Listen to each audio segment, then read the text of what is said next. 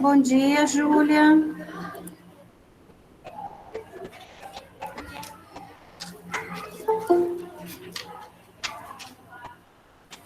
Ai, tô ficando velha mesmo. Caramba. Fui lá na outra sala buscar meu álcool, já me deu falta de ar. Mas eu sou sedentária. Sandra, sobrenome sedentária. Ai, gente do céu. Olha, nem para caminhar eu sirvo. Eu gosto de caminhar da cama pro sofá. Literalmente foi eu no quarto. B. Onde vai ter trote? Pior dia da semana. Nossa, eu acho que vai. Bom dia, né? Vai. Vai ter. Nossa. E no banco do trote? Ninguém tem característica. Que nem ele no trote veio para as frentes. No dia da literalmente foi tá com as frentes só fantasia. Faltou, veio eu, Luciano e a Júlia. Só ele que ajuda a é verdade. Mas tá muito fácil. Pô, era a camisa de time ou Gala? De Galo não ia vir. Não tem roupa. São Paulo. Não tem roupa. São Paulo Oi? Acontece que eu não sou torcedora só de time que ganha. Time sempre é assim. Quem é torcedor torce pro seu time em qualquer época do ano. Gente, bom dia a todos, bom dia agora, né? Bruno, encerramos, certo? Meninos, mais uma vez, né, a gente vai ficar aí o ano todo falando desses 3 continentes, tá bom? Agora a gente vai ver um pouquinho sobre o espaço rural e o espaço urbano, tá? Da Ásia, da Europa e da Oceania, ok? Vamos começar, então, com o espaço rural, certo? Hoje a gente tem bastante coisa. Olha que subir a montanha aqui, né? Na hora que eu escrevi tarefa, tá? Então, a gente vai da página 2 até a página 15 e vai ter uma tarefa aí no meio para vocês, certo? Como que é a tarefa? Faz a tarefa, tira a foto, coloca o nome e envia. Pessoal daqui também, tá, gente? Quem chegou agora, tá? Por quê? Porque a gente não está manipulando o material de vocês, a gente não está podendo pegar, certo?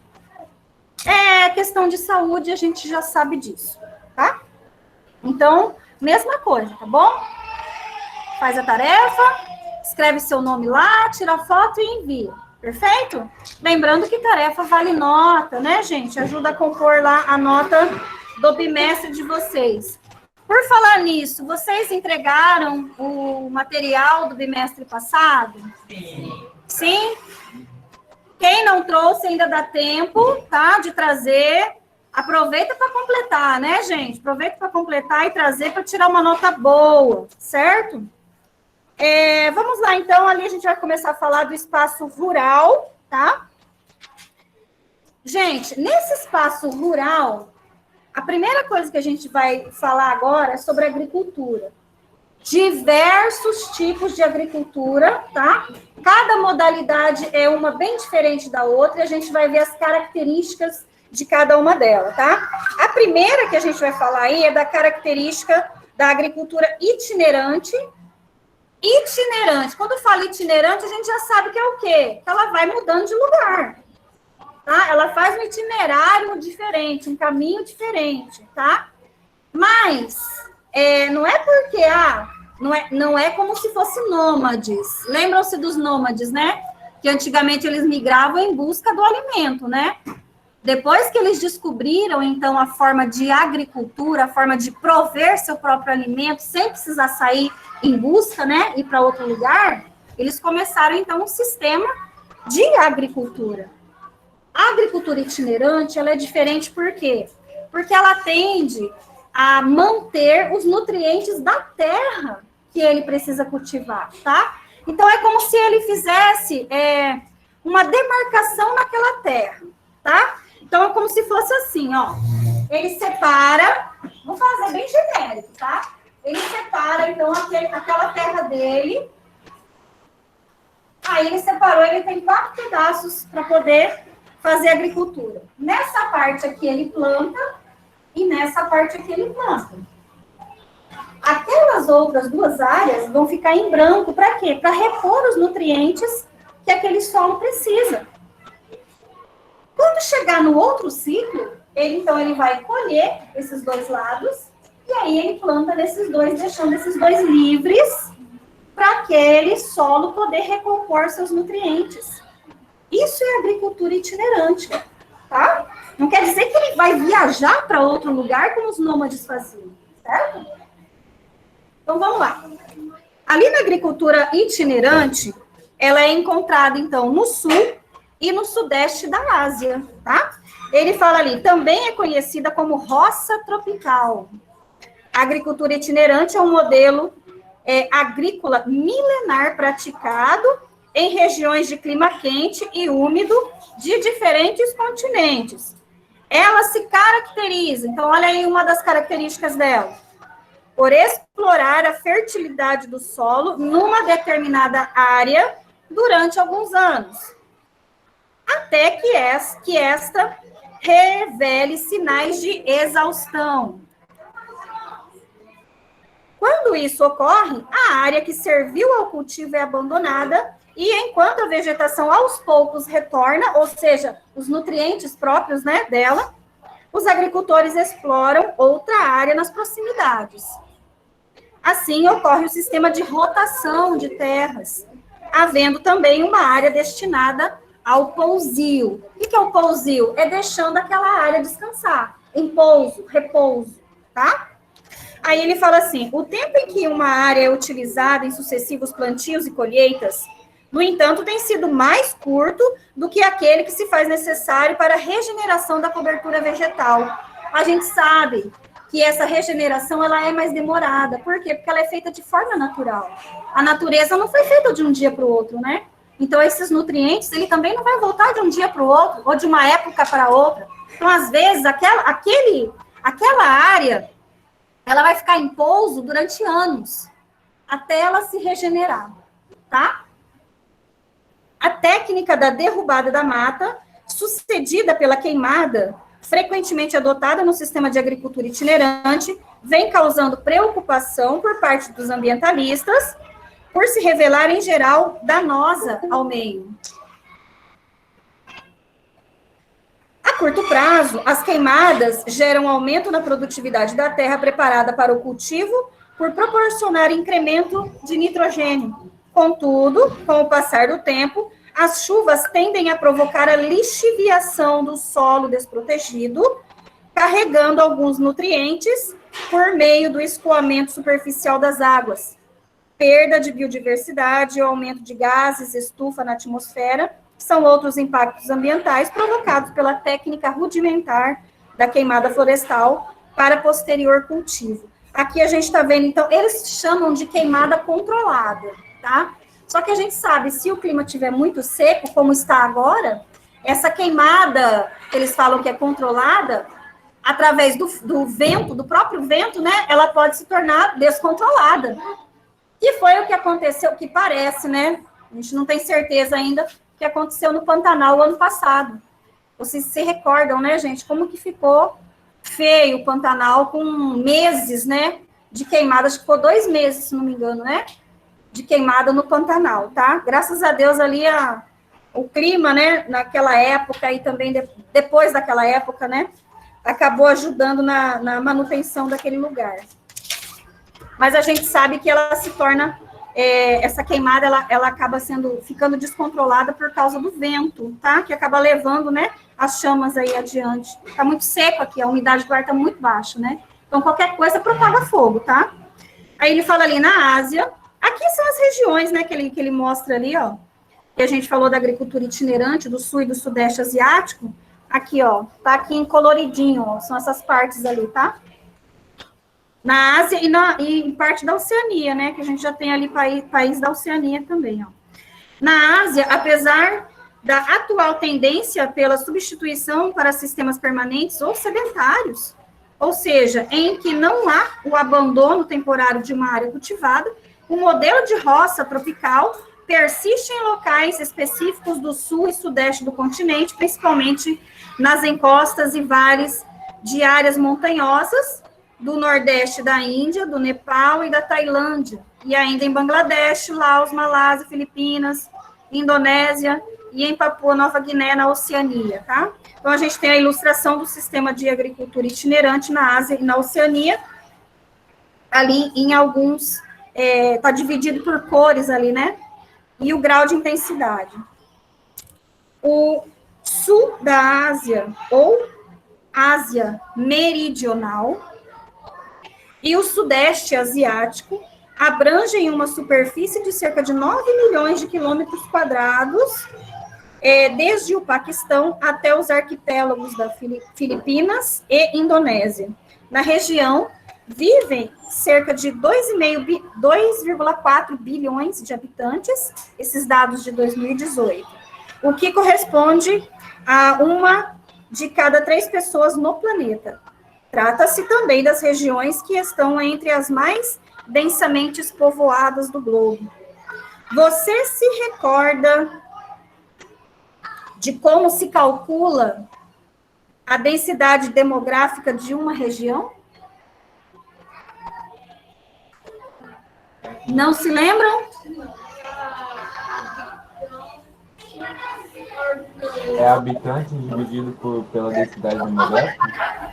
Deixa eu só aumentar aqui meu áudio, que eu ouvi bem pouquinho, meu áudio já está aumentado. Habitantes por quilômetro quadrado, isso a gente já chama do resultado, né, dessa conta, tá? Mas a conta é fácil. Você pega o total da população e divide pelo total do território, tá?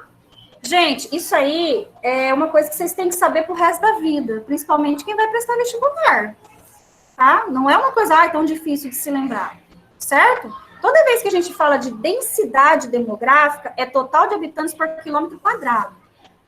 Toda vez que vem lá no texto ou na frase, né, falando lá para vocês de densidade demográfica daquele local, a gente já sabe que é a quantidade de pessoas por quilômetro quadrado daquele local, tá? Aí, obtenha a densidade demográfica ou população relativa do território que abrange o sul e o sudeste asiático no espaço abaixo. Olha só, ele já deu aí pra gente o total da população. 2,4 bilhões, não é isso? Ó, ele fala lá em cima, ó, na região vivem cerca de 2,4 bilhões de habitantes. Esse dado aí de 2018. Ó, o que a gente tem que ter agora? O quilômetro quadrado. Não é isso? Que a gente não tem, tá? 9 milhões, isso mesmo, tá? Então, vamos lá. Ele fala lá em cima. Então, vocês vão pegar os 2,4 bilhões e dividir pelos 9 milhões. Aí, você vai ter o total da população por quilômetro quadrado. Logicamente, eu já vou colocar aqui para vocês. Pessoal de casa, eu vou ver se dá para vocês mais ou menos, tá? Mais ou menos. Ó, quem que respondeu ali? Bruno Messi. Bruno Ferraz.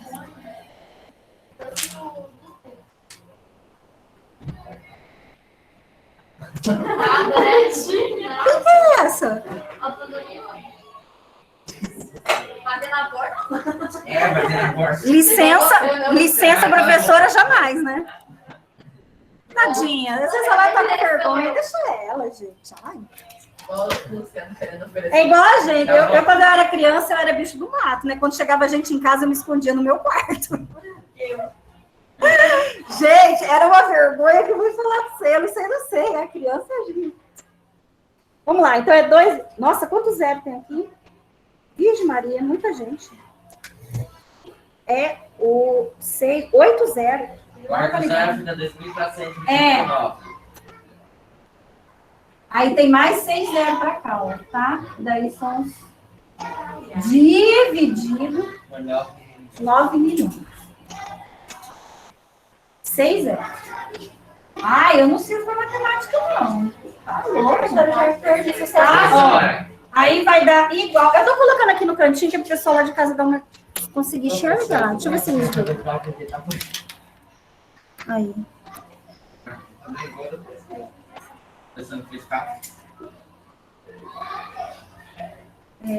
Habitante por quilômetro quadrado, tá? Então vai ficar assim. Vê se o pessoal lá de casa dá para ver, né?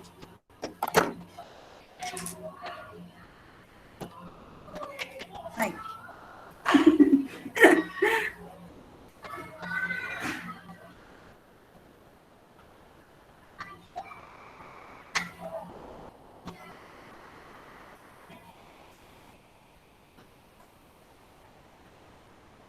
Pronto, pessoas?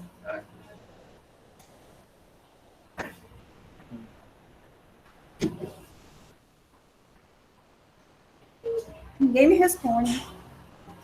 O que vocês ficavam fazendo em casa? Dormindo, com a câmera desligada? Hã? Depende do assunto da aula. Eu tenho uma notícia que pode te deixar feliz. Quem? O áudio? O dia que você estava cantando. Talvez você cantou na aula. Você ligou o microfone assim inteiro. Ah, verdade. Muito bom. Uma vez eu estava focando. Professora. Aí saiu da aula. Fala, Luciano. O Felipe e o Leonardo, eles estão prestando atenção na aula, só que eles não falam, professora. É vergonha, né? Bom, eu acho que é, né? Prefiro pensar assim, né? Vou pensar o melhor das pessoas, tá, gente? Se eu começar a pensar as coisas ruins, ixi, Maria, já chega, né? Bom, então a gente viu aí até agora o sistema de agricultura itinerante, que é aquele que ele vai mudando de local para poder aquele local anterior conseguir se regenerar, tá?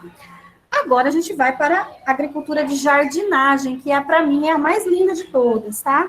Que é aquela que eles fazem tipo uma escada, né? Nas áreas de relevo acidentado, tá, gente? É essa daqui, ó. A gente falava agricultura de escadinha, né? A agricultura de escadinha é esse daqui, ó, tá? Aí, logicamente, entra ali a mão de obra humana para preparar a terra, né? Por que ele faz isso daqui, nessa tipo de agricultura de jardinagem? Para não perder o relevo quando tiver chuva. Lembram-se, né? Se o relevo ele é acidentado, se vir a chuva que você plantou ali naquela área, o que vai acontecer? Vai levar tudo embora. A água da chuva vai levar embora. Então, ele acaba fazendo esse tipo de escadaria para reter a água, tá? Essas escadarias, gente, ela tem tipo uma... Eu vou desenhar mais ou menos aqui, ó. Eu com os meus desenhos lindos, né?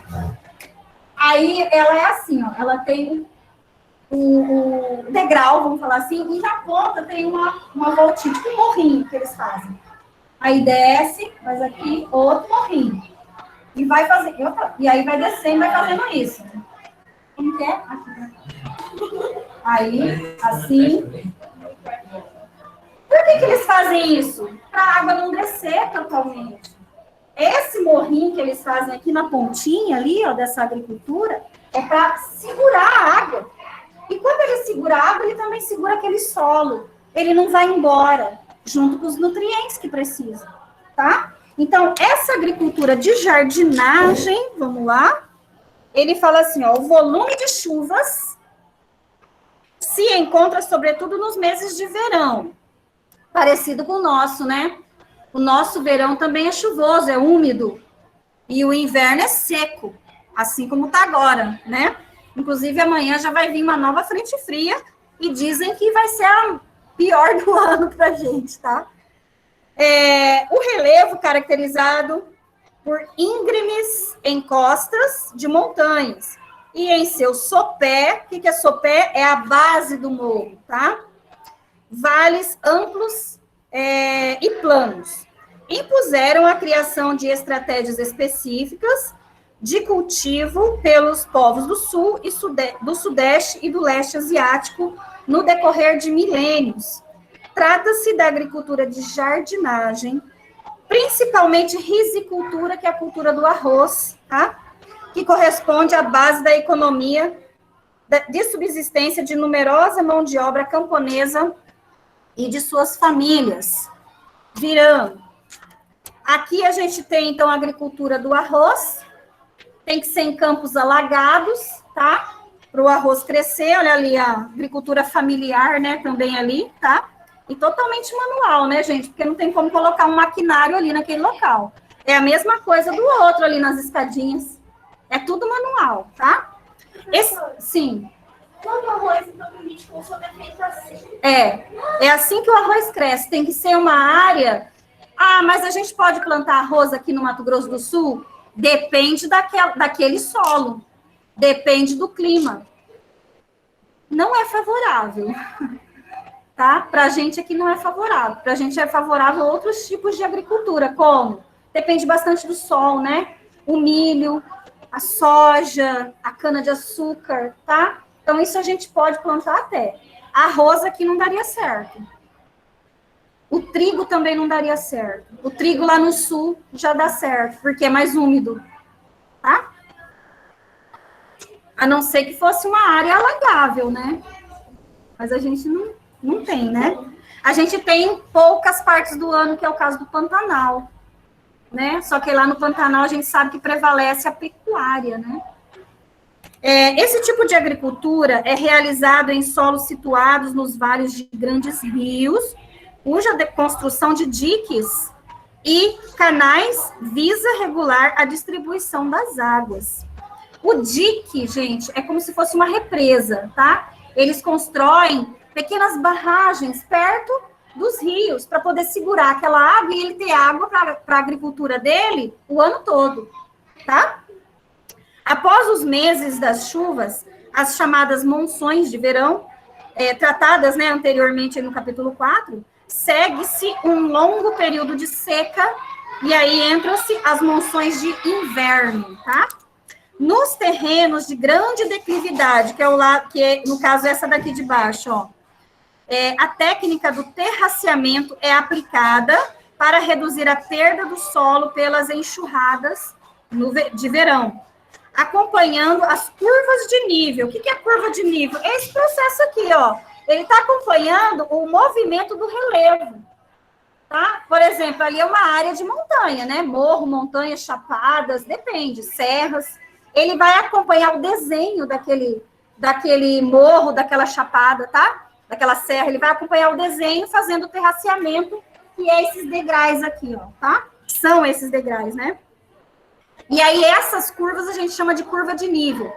A curva de nível, gente, ela acontece tanto no solo firme, como é no caso aqui, também dentro da água.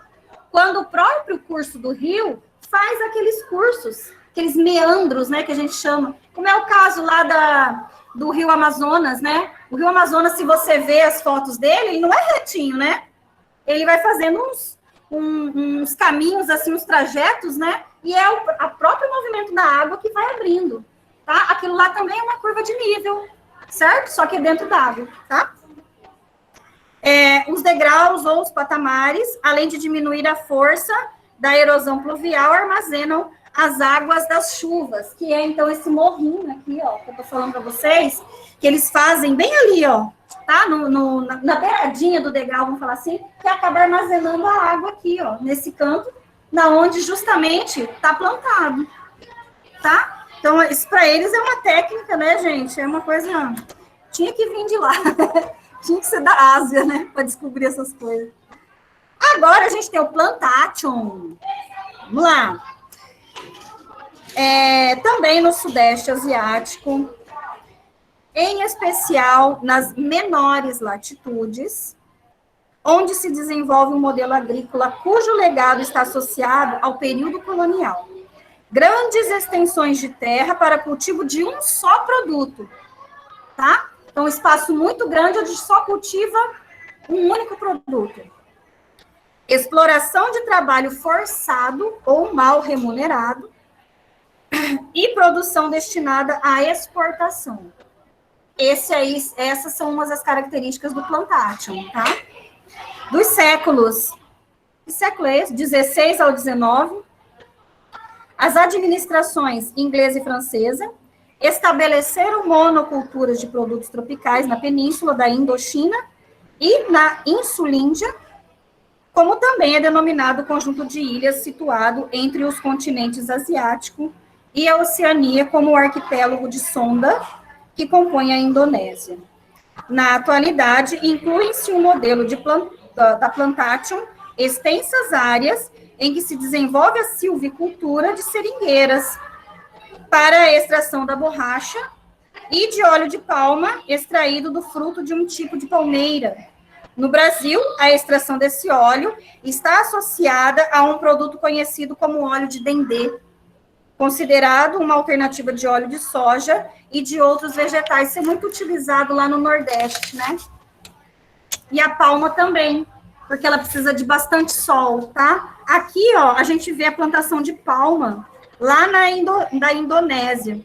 Isso tem causado também, gente, tem chamado a atenção de muitos ambientalistas. Por quê? Porque eles estão derrubando, tá, gente? Derrubando florestas nativas para plantar palma. Tá? Então, aí já começa também, né, a outra parte, a parte ambiental, não só a parte sustentável, tá? A agricultura de árvores de óleo de palma na Indonésia e em outros países está, no entanto, envolvida em uma polêmica questão que diz respeito tanto a seus impactos ambientais quanto sociais. Aí ele traz aqui embaixo nesse olhar geográfico, tá? Olha só um pouquinho, deixa eu ver quem é que tá me chamando aqui.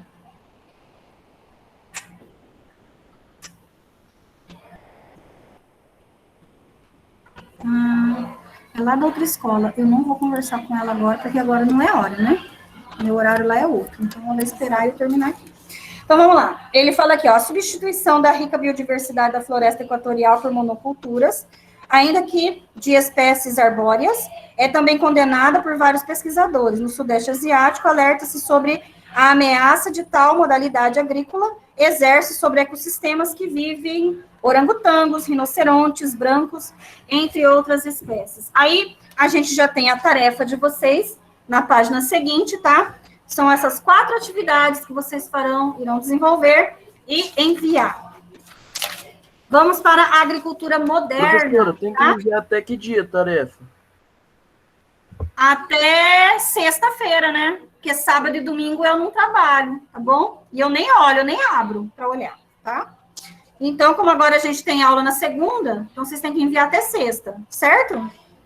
Aí, agricultura moderna, tá bom? O modelo de agricultura moderna reflete o espaço geográfico rural da terceira revolução industrial ao basear o crescimento de sua produtividade com a adoção de tecnologias modernas, como as de precisão, tá? Que se utiliza de sinais eletromagnéticos emitidos pelos satélites em órbita, da informação online, que, entre outros aspectos, atualiza de tempo em tempo o comportamento meteorológico, ou mede e calcula a quantidade adequada de luz, água e nutrientes para as plantas. Temos a pesquisa genética aplicada às sementes.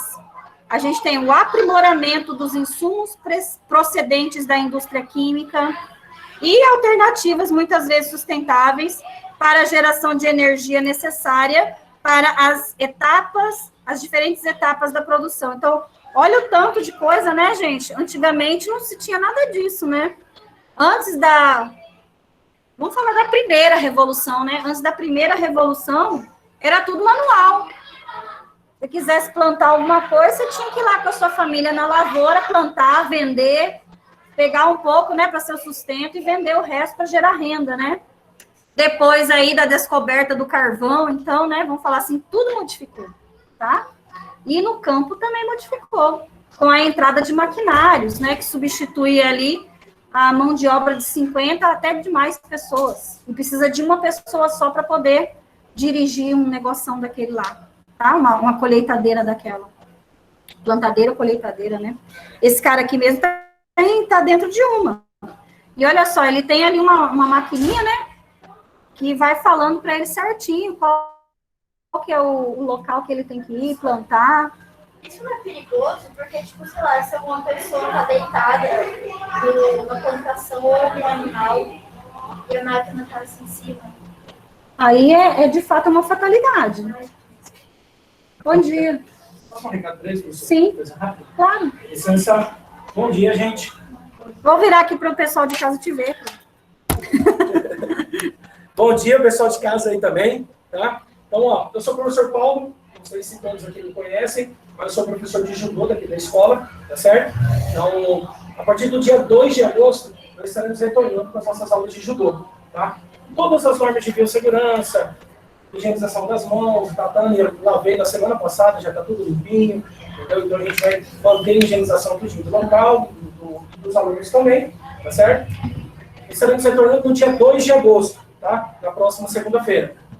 Nesta quarta-feira agora, eu estarei pegando os alunos para estar fazendo uma aula experimental, para quem tem interesse, está vendo como é que funciona o judô, está vendo como é que é a arte, tudo certinho, para na segunda-feira, quem estiver autorizado, já com matrícula feita certinho, está retornando, tá? Então, quem tiver interesse em estar realizando as aulas, converse com os pais de vocês aí, para ver se está autorizando ou não vocês a participarem. Eu vou estar passando ainda, deixando os bilhetes, tá? É porque a gente está só dando uma arrumada ali nos bilhetes. Eu vou estar entregando para vocês estarem levando para casa. Certinho? Obrigado, professora. Por nada. Obrigado, gente. Tchau, tchau.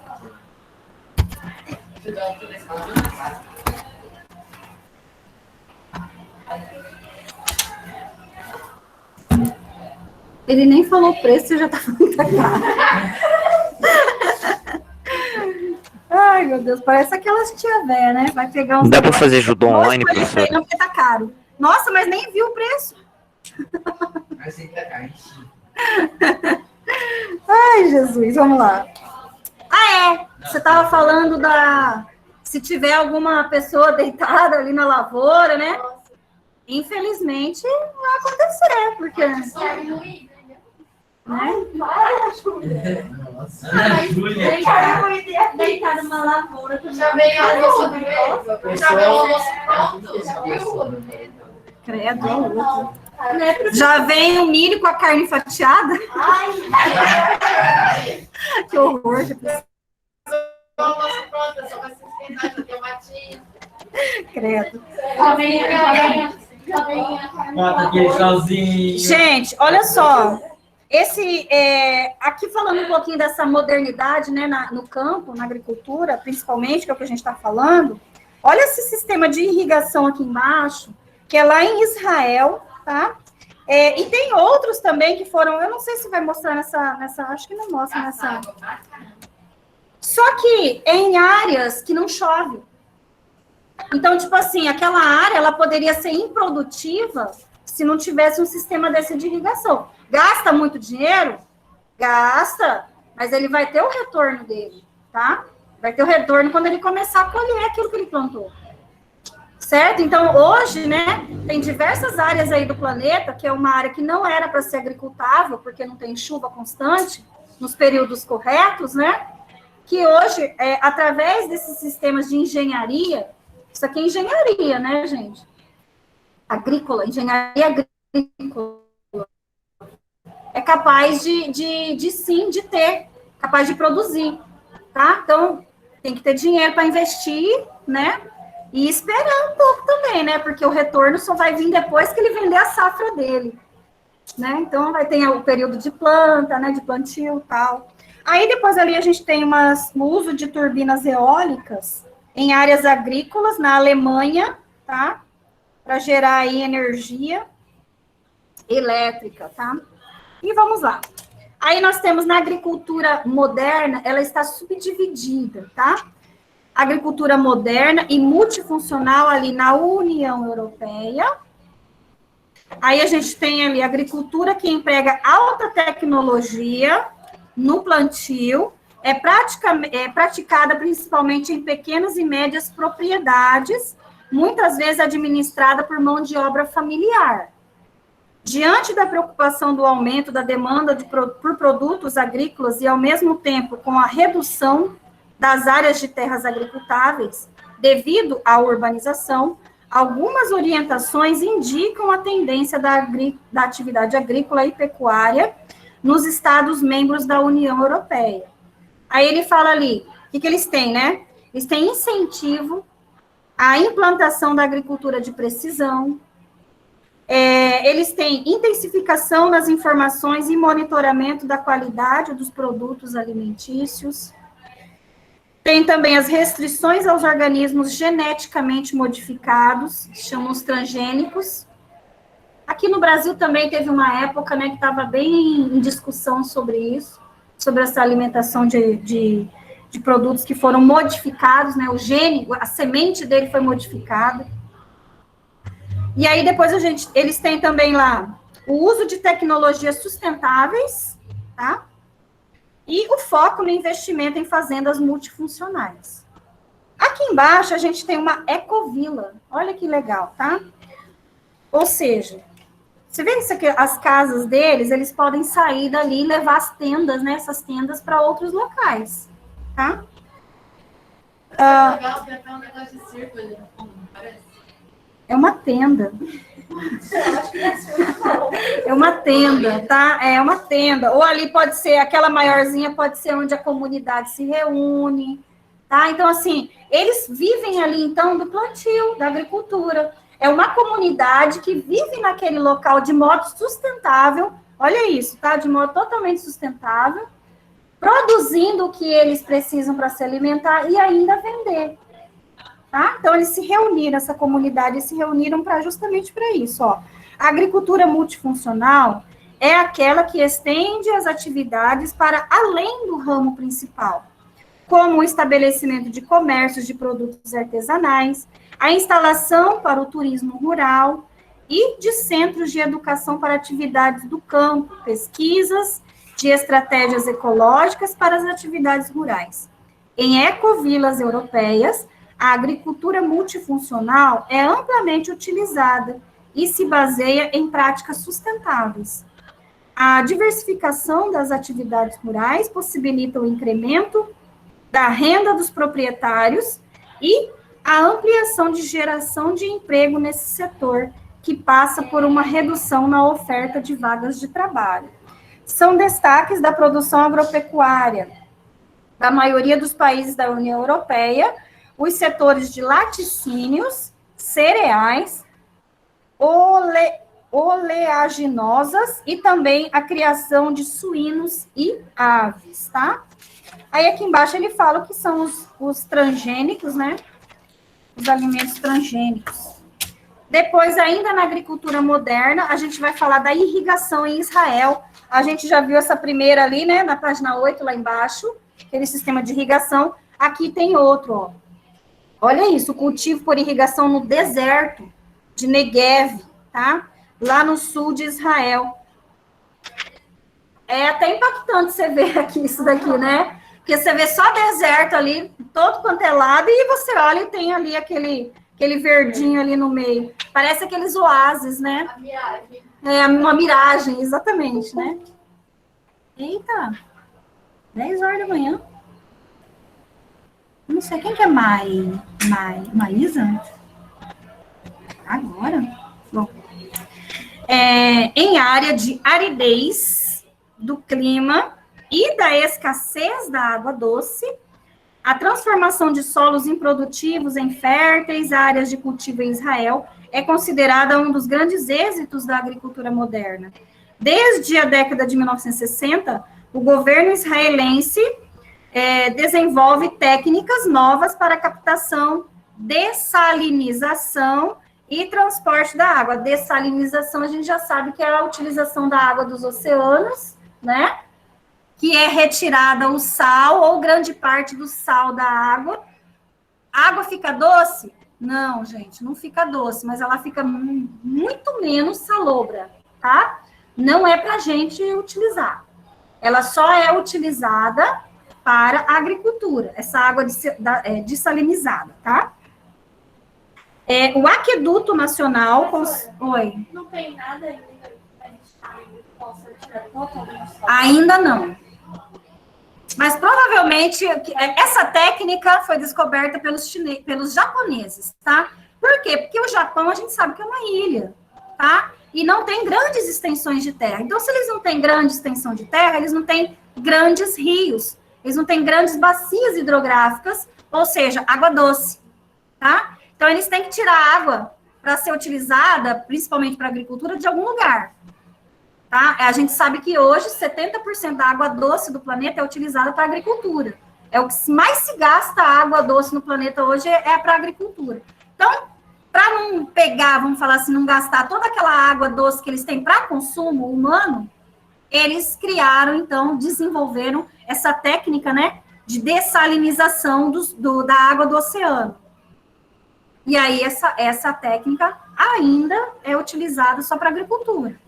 Mas daqui a uns anos, com certeza, eles já vão ter criado outra tecnologia aí que é capaz, né, de transformar água salgada em água doce, vamos falar assim, tá? Aí tem o Aqueduto Nacional, considerado o maior projeto de irrigação em Israel, transporta as águas do Mar da Galileia, no norte do país, aos desertos de Negev e Arava, no sul, que se tornaram uma das regiões de maior produção de frutas cítricas, como a laranja, tá? No mundo. A obtenção de água para irrigação e consumo por meio de aquíferos, água da chuva, que ocorre apenas entre novembro e março, no inverno, tratamento do esgoto e dessalinização da água do mar Mediterrâneo, chega às estações de águas regionais por meio de uma intrincada rede, tá? Aí ele traz aqui no meu livro de apoio, ele traz um complemento, mas eu não vou ler não, porque deve ser maior, nem vi, tá? Aí ele coloca assim os kibbutzim. O que são os kibbutzim, tá? Olha isso. Peraí. Ai, gente do céu. Por que esse povo me achou bem hoje, né?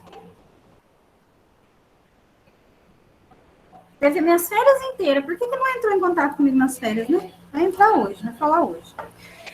A estratégia de cooperativa é outro destaque da avançada agricultura israelense. Ela se desenvolve por meio dos kibbutzim, ou dos moshavim.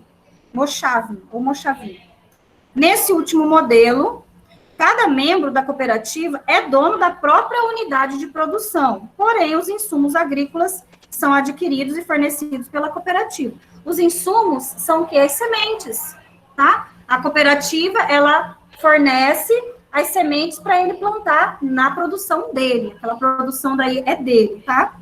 E fornecidos pela cooperativa, como também a comercialização dos produtos. Nos kibbutzim, que são cooperativas em áreas rurais que passaram a ser ocupadas por imigrantes judeus nos primeiros anos do século XX, antes mesmo da criação do Estado de Israel, cada integrante da cooperativa trabalha e produz o quanto puder e recebe tudo que necessita da própria comunidade. A terra e os fatores de produção pertencem não ao camponês, mas à comunidade, tá? Então, aí, no kibbutzim, tá? É diferente, tá bom? Vira lá. Aí ele fala assim, ó, embora a vivência nos kibbutz tenha ocorrido com mais frequência entre os anos de 70 e 90, muitos jovens de diferentes regiões do mundo ainda buscam viver durante um tempo nessas comunidades. Que motivos os leva a passar um período da vida num kibbutz, tá? Aqui, gente, nessa parte que eu não li aqui embaixo, ele fala disso, tá? Que às vezes a pessoa, ela quer mudar, ela vive, né, na cidade, quer mudar um pouco o ritmo de vida dela para uma coisa mais voltada mais para a ecologia, vamos falar assim, tá? Ou dar um tempo, né, parar na correria.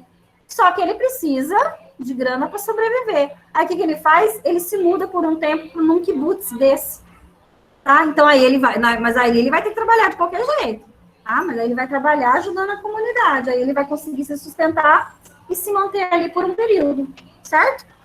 Então ali ele fala ali que motivos os leva a passar um período de vida, então, num kibutz, tá? Vamos lá, a busca de experiências alternativas, a busca de experiências alternativas.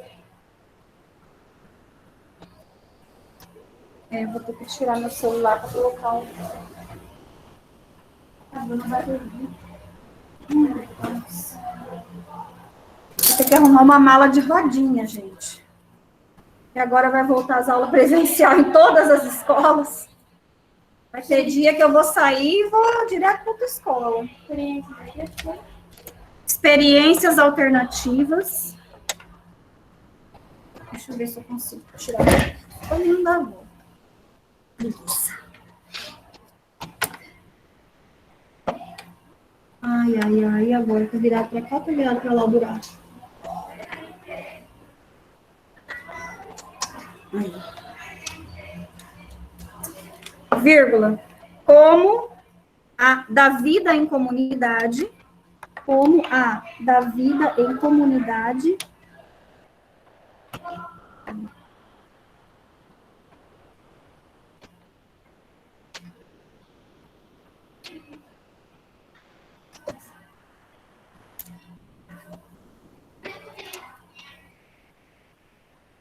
com propriedade e produção coletiva. Com propriedade e produção coletiva.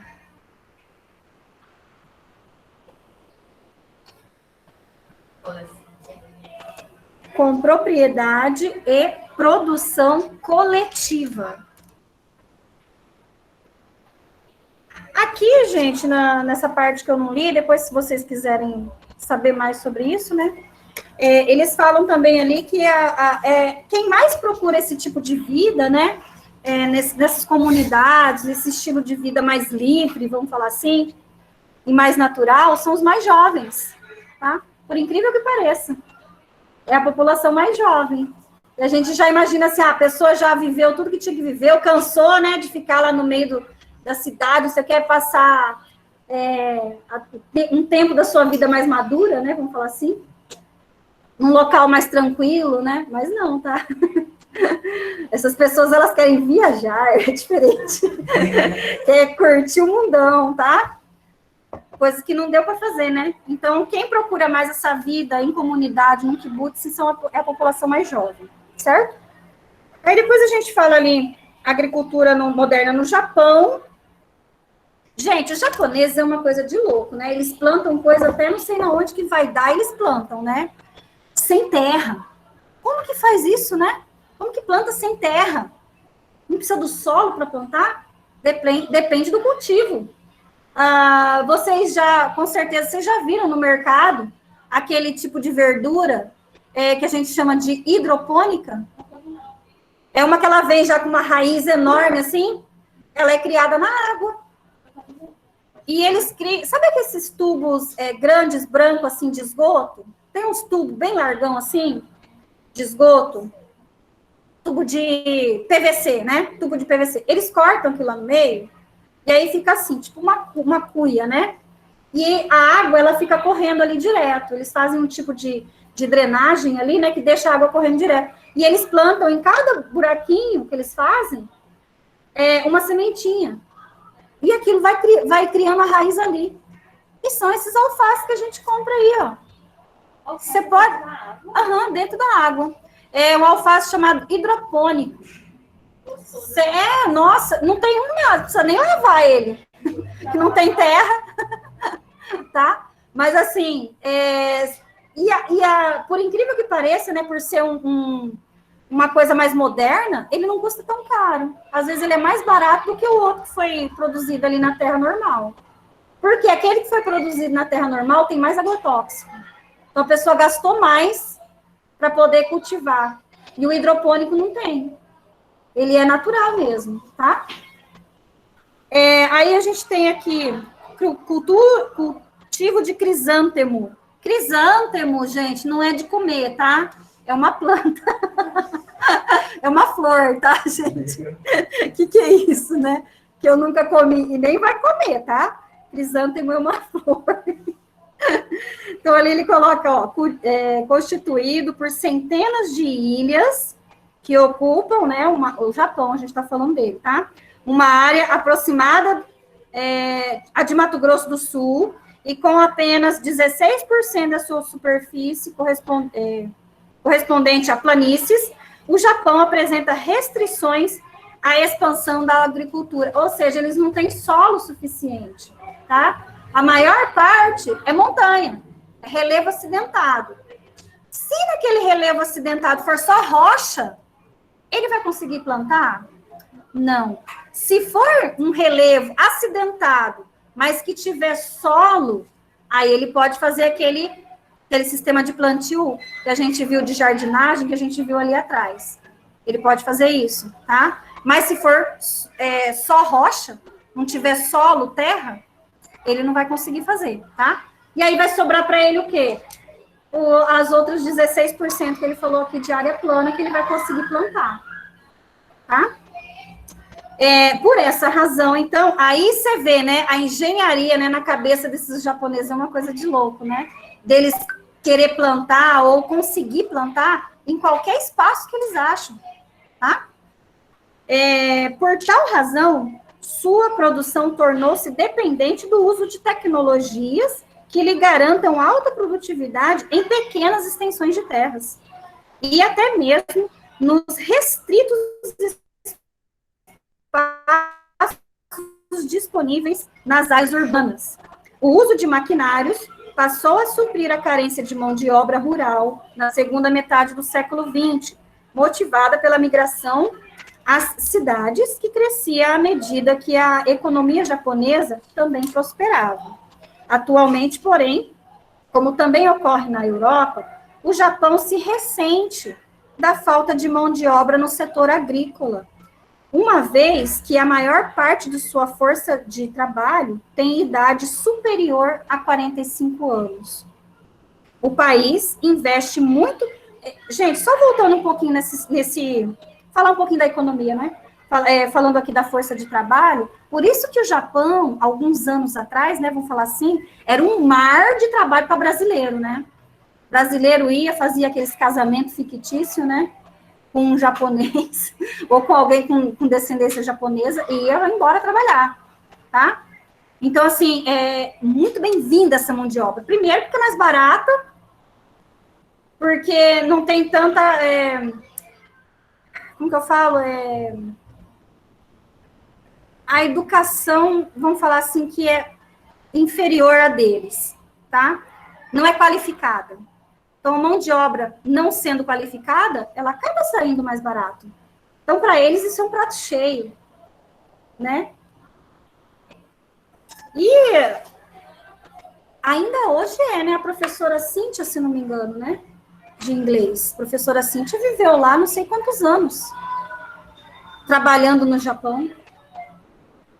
Acho que o marido dela é japonês. Ou ela que é japonês, ou ela que tem descendência. Eu também não sei. Ela foi anos pro Japão. Ela aprendeu a falar inglês. É o marido dela, professora. Marido dela? Então. É, o marido. Aí, ó, tá vendo? Tá, então assim, gente, além de trabalhar e ganhar dinheiro, ainda aprende outro idioma na faixa, tá? Mas é difícil porque você não vive bem, né, gente? Porque você vai para lá para trabalhar. A carga horária lá é 14 horas por dia. Não é igual aqui que é 8. Tá? Então, a moradia também. Uma família inteira vivendo num cubículo assim, ó. Até menor. 9 metros quadrados. Vocês já viram na internet? O que vocês acham lá na casa de vocês? Como que vive lá? 9 metros quadrados, tem tudo. Geladeira, fogão, cama, colchão, roupa espalhada para tudo quanto é lado, estendidos, varal, tudo assim, porque não tem varanda, não tem quintal, não tem nada. Tá, gente? Então, a pessoa que vai para lá, esquece da sua vida, tá? Pode. Uma colega da minha mãe, ela morou no Japão por um bom tempo, acho que ela nasceu lá, não sei. E ela fala que ela não tinha sossego. Ela trabalhava o dia inteiro, ela só dormia e trabalhava, não tinha nessa vida dela. Uhum. Se você vai para lá, você tem que ir com esse objetivo. E colocar um limite. Por exemplo, eu vou para lá, vou ficar 5 anos trabalhando, vou ganhar todo o dinheiro que puder, depois eu vou voltar para o meu país e tchau, Japão. Entendeu? Você tem que colocar esse objetivo e não gastar com nada. Agora, se você for começar a viajar, porque tem lugares lindos, tem os equipamentos tecnológicos, né, que a gente já fica doida, né, para comprar. Então, assim, você tem que ir realmente com um objetivo em mente, que senão você volta com uma mão na frente e outra atrás, igualzinho quando você foi. Verdade. E ainda perder parte da sua vida, né? Porque trabalhar 14 horas por dia, já pensou? Meu Deus, não tem vida, né? Aí ele fala, então, ali dos trabalhadores na área rural que tem acima de 45 anos. Por quê? Porque os outros foram para a área da indústria, foram para a cidade. Largaram a zona rural, tá? Parece aqui também, né? Só que aqui aconteceu o quê? Aquela aglomeração urbana nas comunidades, né?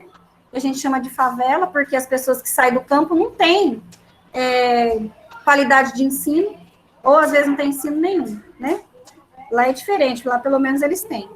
Aí, o país investe muito em biotecnologia, principalmente em estudos e desenvolvimento de planta geneticamente modificada, com o objetivo de aumentar sua produtividade. Nas últimas décadas, a agroindústria japonesa passou a utilizar da informação para controlar e avaliar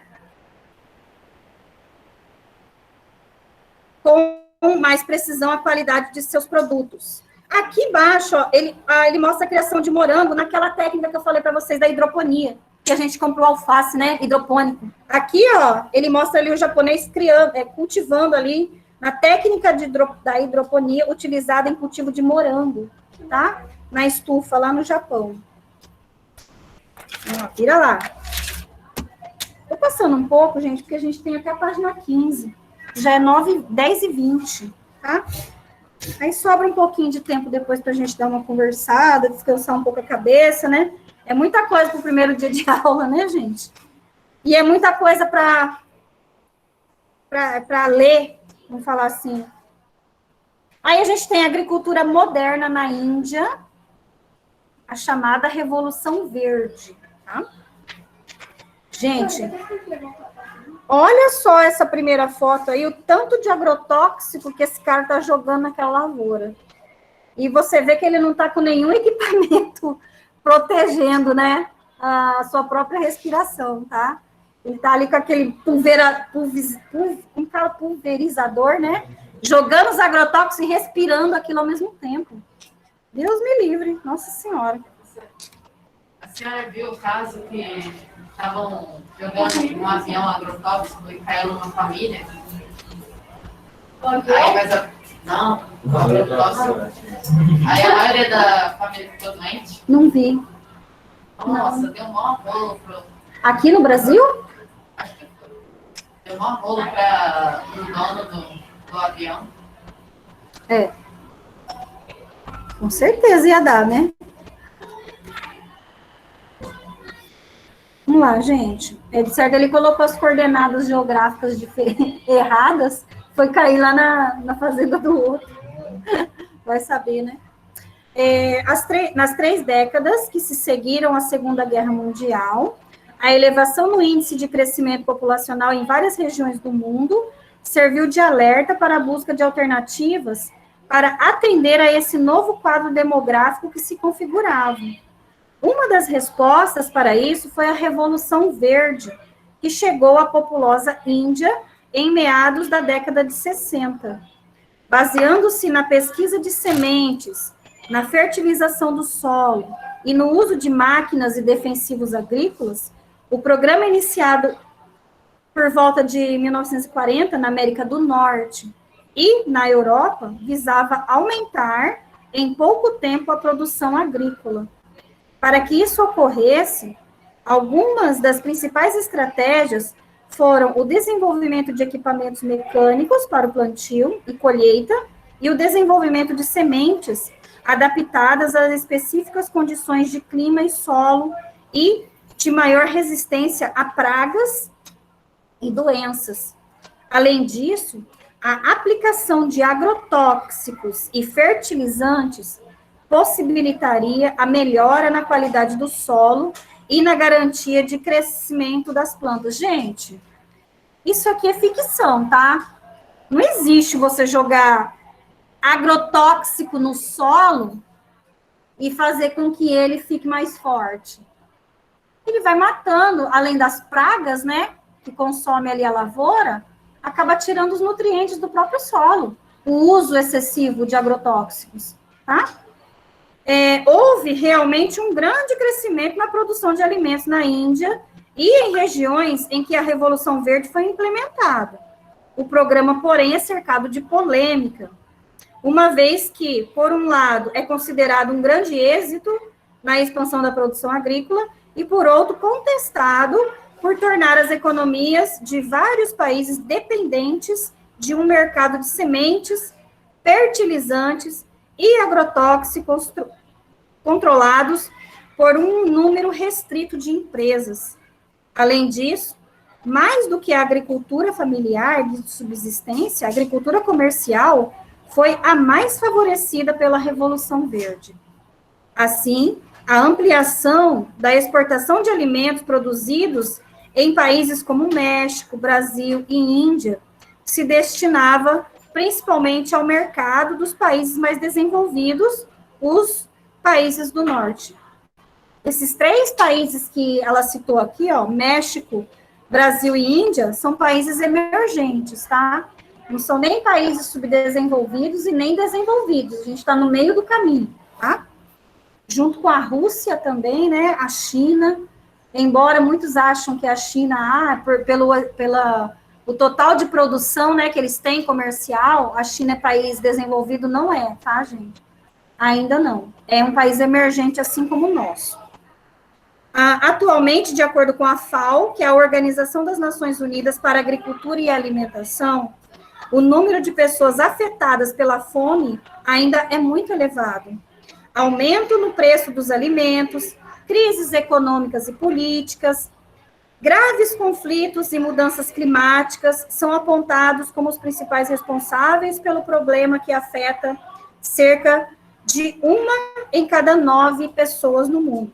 Gente, lembrando que agora, com a pandemia, essa situação piorou, tá? Então, ali era 1 em cada 9, agora eu nem sei falar para vocês quantas em cada 9, né? Aqui no Brasil aumentou consideravelmente, né? Era 8 milhões, agora já está em 14 milhões de pessoas vivendo abaixo da linha da pobreza, aqui no Brasil, tá? Aí a gente tem ali, ó, países do norte e países do sul, tá? Essa é uma divisão, gente, muito usada antigamente, tá? Eles falavam assim, países do norte ali, ó, tá vendo? A linha que tá em laranja, né? Essa parte dos países do norte eram tidos como países mais desenvolvidos, países mais ricos, etc e tal, tá? Mas não é assim, tá? E ali, países do sul, que eram os de terceiro mundo, né? Os países subdesenvolvidos, que antigamente era assim, lembram-se que a gente estudou isso ano passado, no 8º? Era assim que era conhecido, né? Essa classificação mundial. País de primeiro mundo, segundo e terceiro mundo. O Brasil ficou muito tempo nesse terceiro mundo aí, tá?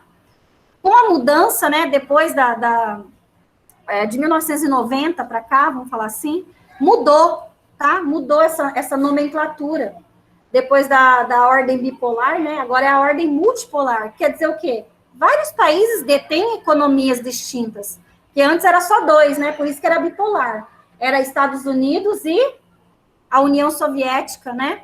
Depois que acabou, de 1990 para cá, virou multipolar, tá? Então, cada país, eles conseguem, vamos falar assim, ou tende a conseguir, né, a gerar sua própria economia, não depende mais daquele outro. Bom? Então, era desse jeito aqui, ó, que era dividido. Países, então, desenvolvidos no norte, países subdesenvolvidos no sul. País emergente nem existia. Tá? Nem existia isso daí. Aí, a gente tem ali um olhar geográfico. Confira os dados referentes a 2016, apresentados pela FAO, e perceba a distribuição geográfica e proporcional de subnutridos no mundo. O que é subnutridos? É abaixo da linha desejável, né? É abaixo da linha, tá? Aí a gente tem parcela da população subnutrida por regiões. A gente tem a África ali na cor amarela, só vem caindo, né? Depois ali a gente tem a Ásia em verde, América Latina e Oceania. E do outro lado, a gente tem outro tipo de gráfico que mostra o número de subnutridos por regiões, tá? Com os mesmos, né? Com as mesmas regiões. São gráficos parecidos, né? Só que o formato dele é diferente, tá bom? Aí a gente tem depois modernas ovinoculturas australianas e neozelandesas. Ovinoculturas não é cultura de ovo, tá, gente? É cultura de ovinos, ok? Ovinos, ovelhas, tá bom? É igual silvicultura, né? Silvicultura, não tem nada a ver, é de árvore. Silvio Santos. Cultura de Silvio Santos. Ninguém merece, né? Porque ele já tá gagá até demais já, né, gente? Já passou da conta. Aí ele fala Austrália e Nova Zelândia. Ai, falta muito. Ai, meu Deus. Cansa, né? Austrália e Nova Zelândia. Eu canso falar, imagina vocês ficam ouvindo. Austrália e Nova Zelândia são grandes criadoras e exportadoras de ovelhas, tá? De sua carne, lã e laticínios. O rebanho ovino australiano só é inferior ao da China. Já 10,5, né? Graças a Deus. E se desenvolve de forma extensiva, mesmo em regiões semiáridas, em que a quantidade de chuva anual é baixa. A quantidade e a qualidade na produção de laticínios e carne de ovelhas na Nova Zelândia também se destacam no cenário econômico mundial. Além da intensa pesquisa em genética e de sua aplicação na ovinocultura, o modelo de cooperativas de produtores e, sobretudo, a qualidade de manejo de pastagens, em que solos e pastos recebem tratamento à base de nutrientes, constituem o segredo do êxito desses países nesse ramo da pecuária. Contudo, a preocupação com a perda de solos e de sua fertilidade em razão da erosão e do uso intensivo de certas pastagens, como tratado no capítulo 6, tem conduzido pesquisas em instituições da Austrália, visando a métodos sustentáveis para gerenciar a pecuária e a agricultura do país. Aí depois nós temos as mudanças na agricultura chinesa e na migração para as cidades. Ali a gente tem uma queda, né, da população rural ali naquele gráfico, tá? Uma queda da população rural e um aumento na população urbana, parecido com o que ocorreu aqui no Brasil lá na época de 1960, 70, tá? A gente teve o êxodo rural, foi a saída do campo para a cidade, tá? Então, a gente vê ali aquele gráfico, né? Enquanto um desce, o outro sobe, tá? E aí ele fala ali desde o final da década de 70, quando iniciou o processo de abertura econômica na China, centenas de milhões de pessoas deixaram o campo e passaram a habitar alguma cidade chinesa. Esse êxodo rural se deve também à modernização da agricultura chinesa, que visa se integrar às indústrias e se tornar informatizada no modelo do agronegócio. Além disso, medidas do governo incentivam a saída do campo, permitindo aos camponeses alugarem as terras em que trabalhavam e, ao mesmo tempo, dispor de benefícios próprios dos moradores das cidades, como escola, moradia e pensão. O maior deslocamento populacional da história, responsável pela virada urbana da população chinesa, está em pleno curso. Sobre esse tema, confira o texto a seguir, depois vocês lêem, tá, gente? Se vocês quiserem. Eu não vou ler, não. Eu ia falar um negócio aqui em cima que eu acabei lembrando, agora acabei esquecendo. A gente vai fazer. Vamos. Eu ia falar um negócio, gente do céu. Eu li aqui, eu estava lembrando o que eu ia falar, agora eu esqueci.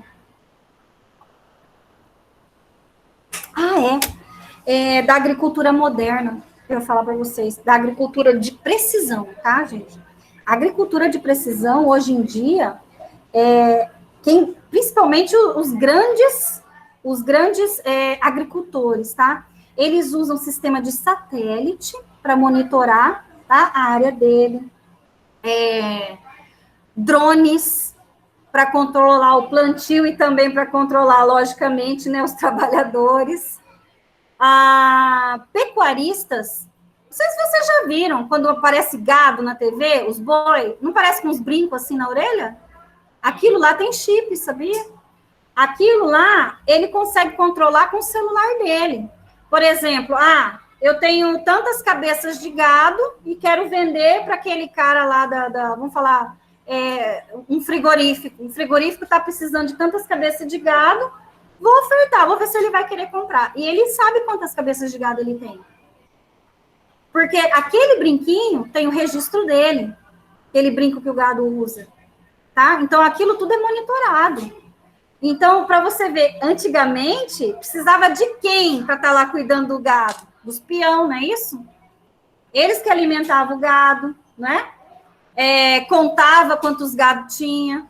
O patrão falava, preciso de tanto gado aí, coloca no caminhão. Ia lá, separava, né? Gado. Imaginou isso, gente, que trabalho? Hoje em dia, não. Hoje em dia, ele já sabe tudinho certinho, tá? E faz tudo isso só com o uso do celular. Não precisa nem pagar mais nem gente para fazer. Tá? Então, vamos lá na nossa atividade. Essa eu vou deixar vocês fazerem, hein? Relacione os modelos agrícolas às suas respectivas características, tá? Então, vocês vão utilizar o número 1 para agricultura itinerante ou tropical do sul e sudeste asiático. 2 para agricultura de jardinagem, é na sequência que a gente viu, né? 3, o plantation. 4, agricultura moderna e multifuncional europeia. 5, agricultura moderna irrigada e em cooperativas de Israel. E 6, para agricultura moderna japonesa, tá? Vou dar um tempinho aí para vocês, pode fazer. Não, a gente acaba aqui.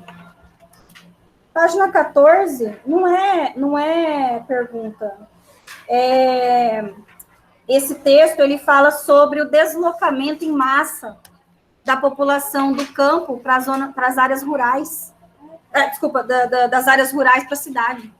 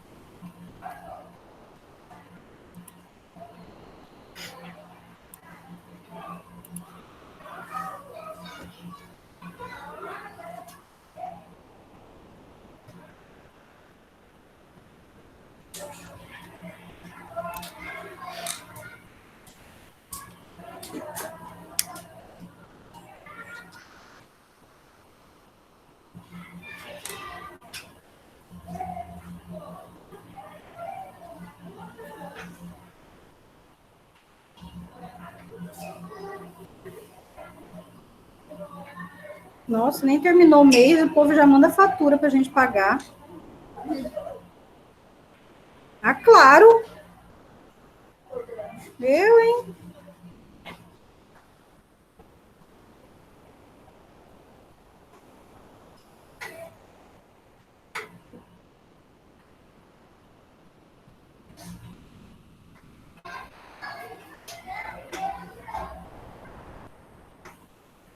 Nossa, gente. Na quarta-feira vai estar 5 graus. Na quinta ia estar mais frio. Quarta e quinta. Aí, a partir de sexta, já começa a aumentar. Vai estar com 11 a mínima. Eu tô muito, professora. Vai estar melhor do que isso. Mas olha só, agora tá marcando 31 graus. Por isso que a gente, né? Se a gente não tiver com o sistema imunológico em dia, a gente não aguenta. Não vou vir, porque tá gripado. É, quando troca o clima assim, sabe? Eu vou estar gripado, eu não posso. Isso, a pessoa prevê a própria doença. Isso é incrível. Eu sou minha própria médica. Mas não pode, né? Não para remédio, né? Não, sim. Eu só tomo vitamina C pra prevenir, né? Hoje tem vários compostos, né? Tem tudo quanto é vitamina dentro. Eles vendem aquele Centrum, né? Tem de A a Z, vitaminas de A a Z que a gente precisa no organismo. Tem um monte. Omega 3 também. Ômega 3 também. É, gente, isso daí não é remédio só para velho, não, viu? Isso é remédio para. Não é remédio, é vitamina, né? Para todo mundo. Era de criança, eu tomava uns negocinhos que era tipo, era vitamina C, mas era uma jujuinha. Ah, Tem assim também, em goma, né? Em gomas. aí tem também até de cabelo. Tem. Tem tudo. Medicina vai só evoluindo. Você também vai ter chip. Deus me livre, isso eu não quero. O povo vai controlar minha vida. Já não casei para ninguém me controlar. Deus me livre. Não tô falando que é uma prisão, né? Tem casamento que dá certo, né, gente? É que não, é que nem aquelas pessoas falam assim, vou casar, se não der certo eu separo. Nossa, gente. Então nem casa. Porque já tá pensando que vai dar errado, né? Então nem casa. Fala, não, eu quero casar para a vida toda. Aí você tá desejando bem, né? Agora, se não der certo, eu já separo. Nossa Senhora, que casamento é esse? Uma pessoa presa, eu tenho aquela doença lá de ficar preso num lugar, que você sente algo assim, quando você fica preso assim, num lugar fechado. Fobia? O cara falou assim, então, é casamento. Nossa. Se fica... Eu e minha mãe estão tipo assim, de 12 anos. Nossa! Aí, ó, casamento que deu certo, né? 37 lá. Uau!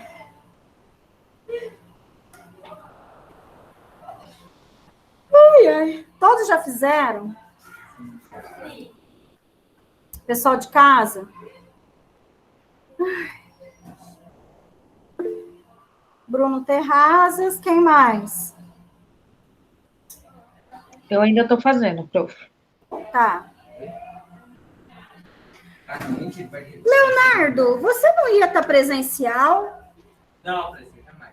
Então, professora, daqui a um mês é que a gente ainda está se preparando, porque daqui a um mês eu já vou para presencial. Ah, tá, porque parece que na relação que a Késia tinha me enviado, parece que eu vi seu nome lá. É, mas a minha mãe já quer me mandar presencial, a gente só está comprando máscara, ajeitando as coisas. Ah, tá certo. Tá se preparando, né? Isso mesmo. Daqui a pouco até o período. Aí é assim, se vir, ou vai separar a turma, igual fez no sexto ano. Porque não tem, meu amor. A estrutura da escola não tem mais sala sobrando. tivesse também ia ser primeira, segunda. E assim, vocês têm que lembrar que vocês estão em 2 turmas aqui. Aí vai por aonde? Não sei. Se separar a turma, vai Não aí sei. tinha que ser aquele rodízio lá de uma semana fica onde. É o que está acontecendo no 8º. O 8º ano, a procura é muito grande. Então, o que aconteceu? Está tendo rodízio. Essa semana inteira vem uma galera, na outra semana vem outra. Na escola, Nossa, muito ruim, né, professor? E na escola separada vem para mim horário de Horário não vem aqui. A escola pública vai ser assim, a partir de hoje, começa hoje. O Felipe, você fala não assim, não. Hã? Ele vai lá, faz a piada lá. Voltou hoje. Nesse sistema de rodízio, né? É muita gente.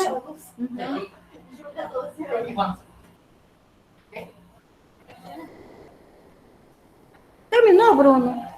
Você tinha ido tomar água, você já fez exercício? Já? Então vamos corrigir, tá? Vamos lá na primeira. Ele fala assim, ó, influenciada pelas monções, desenvolvida em vales e encostas de cadeia de montanhas e outras elevações, seguindo as mesmas cotas de altitude das curvas de nível. Estamos falando de jardinagem, né? De jardinagem, tá? Quando fala em vales de encostas e montanhas, já é de jardinagem, tá? Não tem outro jeito de plantar ali se você não fizer esse tipo de preparo, né? Daquele solo, tá? A segunda, mescla conhecimentos e métodos milenares com o uso de tecnologia moderna, a falta de espaços e a inventividade no cultivo em diferentes superfícies, como no caso da hidroponia. 6? 6, muito bem, é a japonesa, tá? Agricultura moderna japonesa. Nos kibbutzim, a terra e os fatores de produção pertencem à comunidade que se utiliza de recursos modernos e obtém safras de elevada produtividade. 5. Muito bem. Tá? Agricultura moderna irrigada em cooperativa de Israel. A próxima. Típica de grandes extensões rurais situadas na região equatorial e baseada em plantio de árvores de onde são obtidos recursos como o óleo de palma e o látex. 3? 3. Plantation. A próxima. Esse tipo de agricultura é caracterizado pela exploração de uma dada área até sua exaustão, para, em seguida, ser deslocada para outro terreno, que será queimado e desmatado para o cultivo.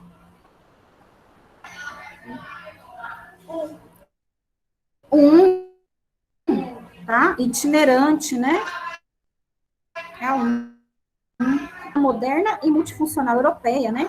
Que acontece além da agricultura de alta produtividade, de precisão, preferencialmente orgânica. A unidade rural explora outras atividades econômicas, como o turismo e a pesquisa agropecuária, tá? Ficou para o número 4. É isso, gente. Bom, pessoal de... Nossa, a gente terminou cedo, graças a Deus, né? Fala a 1 e a 2. Tá, vou falar a sequência, então, que ficou, certo? Ficou assim, ó, 2, 6, 5, 3, 1 e 4, ok? Bom, meninos, não se esqueçam, por favor, de enviar a tarefa de vocês, o nome, tá, gente? Porque às vezes vocês colocam sem nome, aí eu não sei quem é, tá? Então, para vocês não perderem pontinho, tira a fotinho, coloca o nome e envia, tá? Beijos para vocês. Terminamos um pouquinho mais cedo hoje, graças a Deus, né? Deu tempo, tá bom? Tchau, tchau. Qualquer dúvida, me manda lá no zap. Tchau, tchau. Tchau, professor. Tchau. Tchau.